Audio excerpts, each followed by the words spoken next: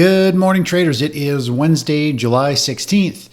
Taking a look at the charts, we have a little bit of the opposite of yesterday. Yesterday it was the small caps down the most. The large cap like NASDAQ, tech heavy, was positive. Huge extreme yesterday. In fact, we had panic selling on our short-term panic selling indicator closing at 3, telling us the market actually got a little oversold yesterday. Most people dumped small caps. If we take a look at the Russell 2000, let's take a look at the Russell 2000 daily chart. You can see here, pretty big down day yesterday. It was down about 1.5%, I think.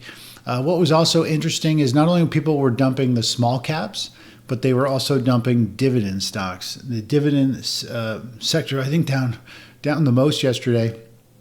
People were getting nervous and dumping, expecting this market to roll over and go lower, which I do believe will eventually happen in a big way. But again, let the market tell us when that is going to happen. We just follow suit. Definitely saw a bout of selling. So some distribution selling. It was pretty high volume yesterday.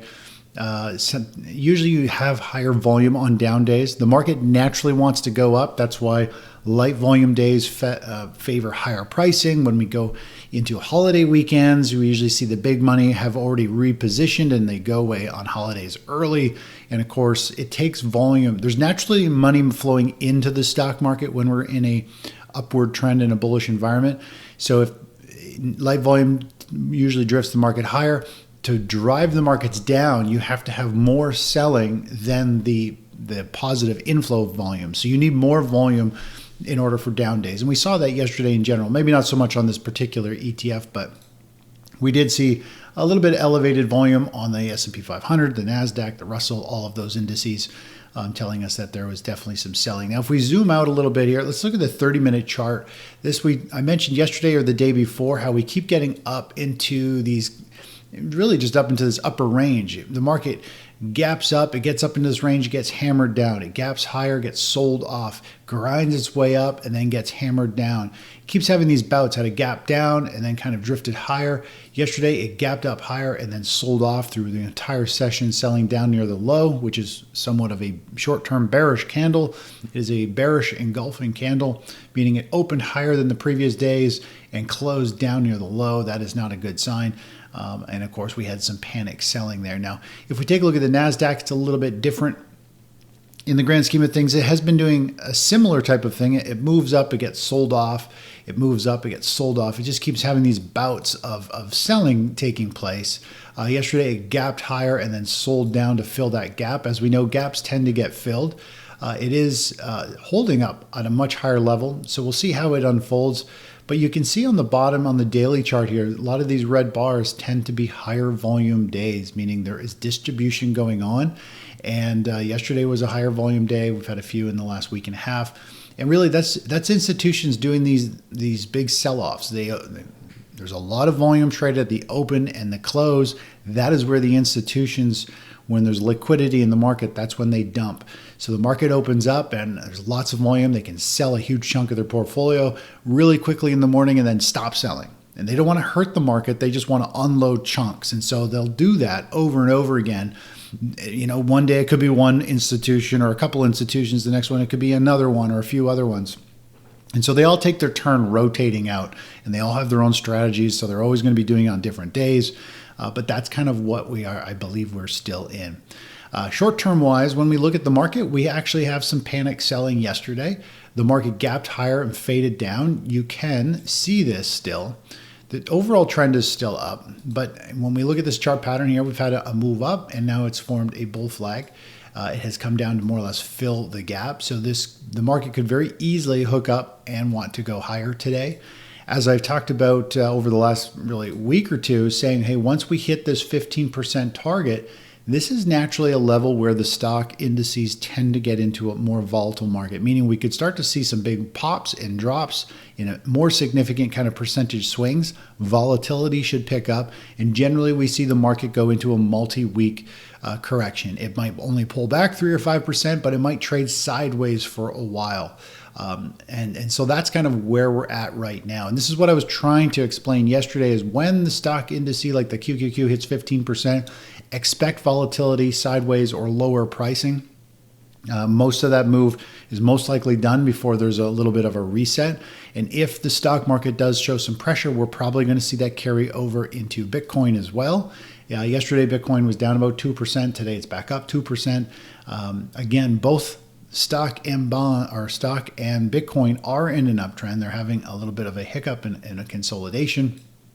And we'll just have to see how this shakes out. I'm expecting the markets and Bitcoin to find a top here soon, and we just have to let that unfold for how it's going to unfold. Now, in the grand scheme of things, just with our band strategy, we got long, we hit our targets. We actually, I think, got out one over here. We also got out over here.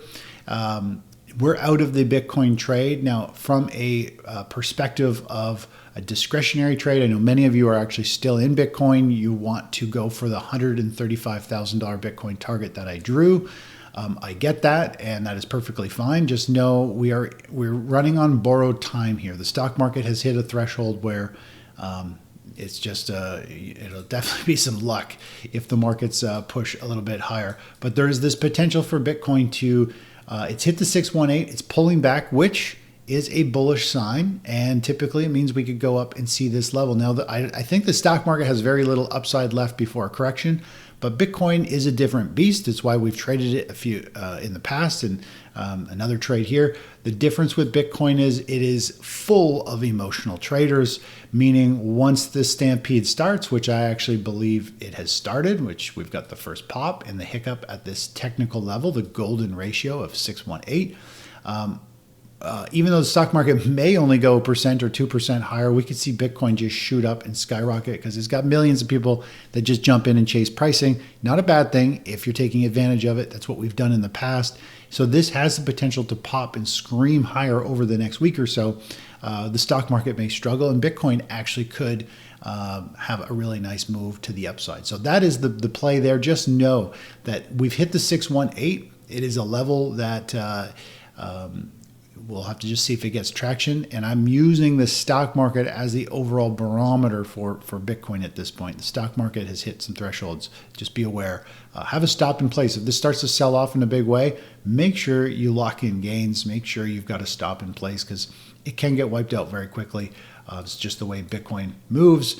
It could come right back down to the $100,000 mark pretty quick. And that is actually a very significant level. Not only is it 100,000 is a whole number, meaning people will say, well, if it drops to 100,000, I'll buy it. Well, it happens to be right through the middle of this noise, of this major top. It happens to be a breakout level. It happens to be right where Bitcoin tested support before popping and starting this next run. So whatever happens when it does, it can very easily come back down to this level. And if you bought somewhere up here or up here, you do not want to be holding it as it falls down to those levels, because even if you bought at a lower level, it's going to be a significant haircut if you hold it. Let's take a quick look at crude oil. Obviously, it is in an overall downtrend. The trends is channeling to the downside. The green 150-day moving average is sloping down. All the shorter-term moving averages are stuck under the 150-day. When we zoom in, you can see we have still some pretty big selling going on. Overall, lots of big red bars in the market. We had a news-driven pop. A news-driven pop is usually given back, which it has been, and now we have this sharp bearish flag pull. We have this bear flag forming, and now oil looks like it is starting to potentially break down and could come right back down to that 58, 56 area, which we've been talking about for the past week. You just have to let this unfold. The energy sector space has had a nice pop-up over the past few sessions. It's starting to pull back a bit, and when we just zoom out, you can see here it's moved into this kind of upper zone, this upper resistance area. It has broken down, obviously, through this support zone. Big break, huge volume, and now it's pushing up. And what's interesting is, it gets up here into resistance, and we had tons of volume. We also had tons of volume here. Usually, huge volume surges or no volume are usually the signs of potential turning areas. Obviously, this was a turning point. This could be a turning point. This could be a little bit of a double top here, and we could see energy stocks start to break down, maybe form a bit of a bear flag here, which would be the ideal scenario. And as it forms a bear flag, which points to lower pricing, the stock market could also stall out and give us a sell signal. When the stock market goes red on our indicator, like over here, when we get a red bar on the chart, we could be playing an inverse trade to ERY, which is a 2x energy ETF. I think yesterday I may have, or the day before, I may have said it was a 3x, but it's actually a 2x.